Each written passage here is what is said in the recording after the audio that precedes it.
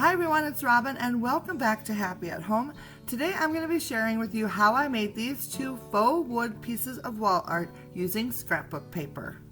They are quick and easy to make, plus they add a little rustic farmhouse style to your home.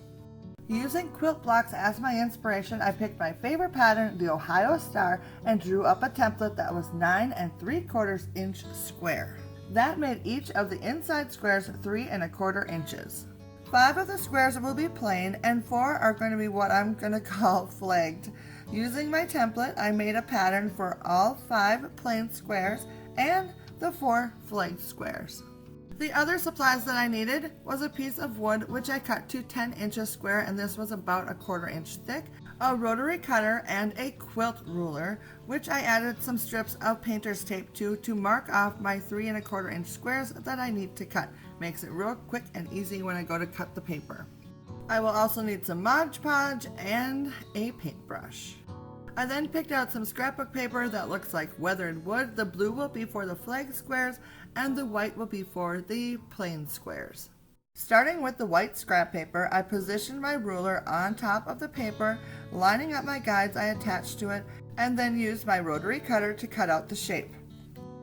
I continued with the same process to cut out all 5 squares that I needed.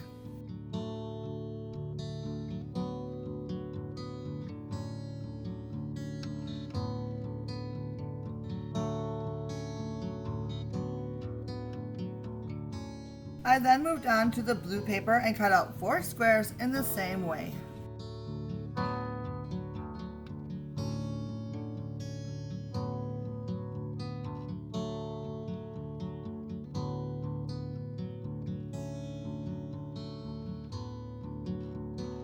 I then placed all 4 squares so that the pattern was facing the same way, and then using the flagged pattern I made before, placed it on top of the square, and with the help of a pair of scissors, I trimmed the paper to match the pattern.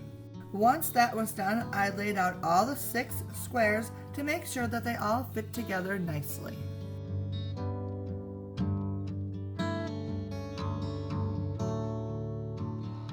And this is where I realized I forgot about the 4 triangles to finish up the quilt block. So I quickly made a template to fit the shape I needed, and then I traced it out onto paper. I then cut it out with a pair of scissors and then made 3 more to finish the block. With all the paper pieces cut out, I then checked out how it fit on the wood base. I just sort of eyeballed this part, making sure that I had a little bit of wood showing on all 4 sides of the square, since the square is a 10-inch square. With the fit looking good, I used a pencil to make an outline of the middle square to use as a guide. It was then a time to attach all the paper pieces to the wood base, so I placed a little bit of Mod Podge on the back of the middle square, spread it all out nice and even, and then placed it on my marked guide and smoothed it out so it laid nice and flat.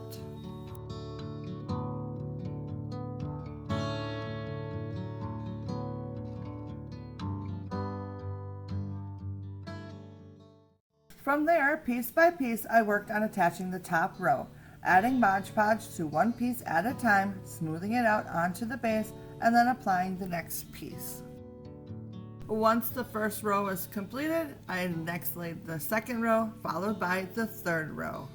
One thing that I learned very quickly with this project is that you need to embrace the imperfections. Not all the pieces are going to line up perfectly. Sometimes you will need to overlap a piece slightly, and other times one end piece will be slightly larger than the one that is sitting next to.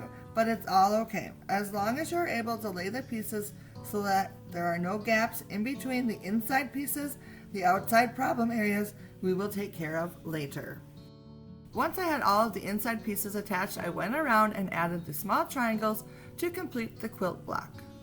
After allowing the Mod Podge to dry for a little bit, I took a piece of sandpaper and very gently ran it along the edges of the paper to remove the pattern and expose the white paper below. This takes care of any uneven outside pieces. Then, using some craft paint, this is white wicker by Folk Art, I carefully painted the exposed base and sides.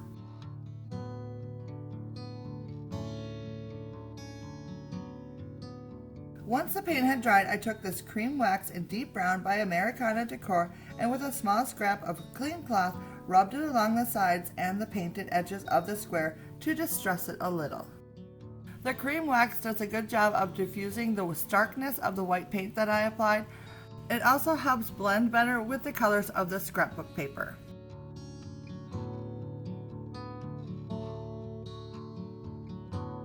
I then added a top coat of Mod Podge to seal in all the paper, and that completed the project. I absolutely love how it turned out, and even my kids are like, "How did you make that? That is so cool." So I don't know about you, but any mother would be like, "That's a great endorsement."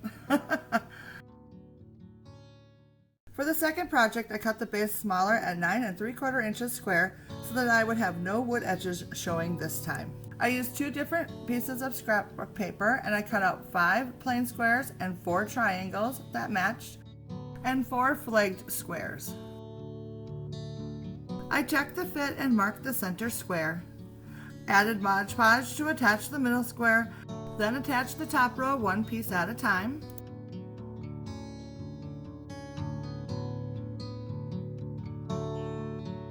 Followed by the middle row.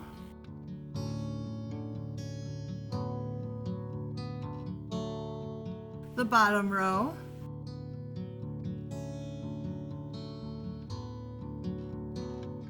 And finally I attached the triangles.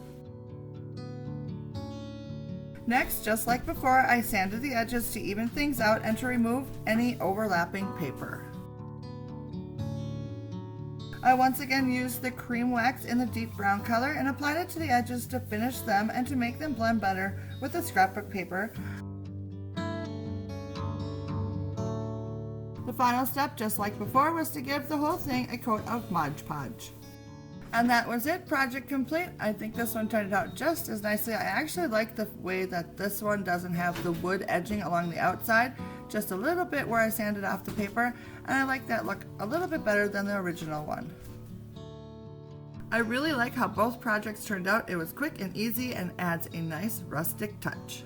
I hope you enjoyed today's project, and I would love to know what you think of it down in the comments. If you're interested in any of the products I used in today's videos, I have provided a convenient list in the description box so you can go check that out.